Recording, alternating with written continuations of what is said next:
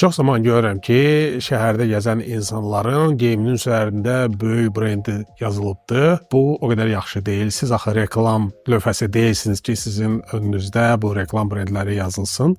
Ona görə də məsləhət görərdim ki, tövsiyə edirəm ki, üzərində hər hansı bir brendləri olan geyimlərdən istifadə etməyəsiniz. Əlbəttə ki, o markalar üçün maraqlıdır ki, siz onları reklam eləyəsiniz, amma qarşılığında sizə heç bir pul da vermir, diskont da eləmir.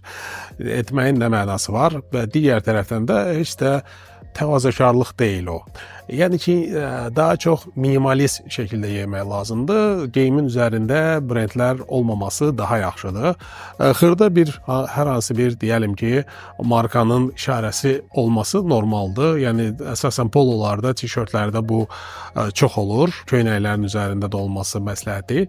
Ona görə brendlər olan geyimləri, yəni ki, belə qışqıran brendləri geyimin üzərində və yaxud da ki, arxada olan brendlərdən istifadə etməyin.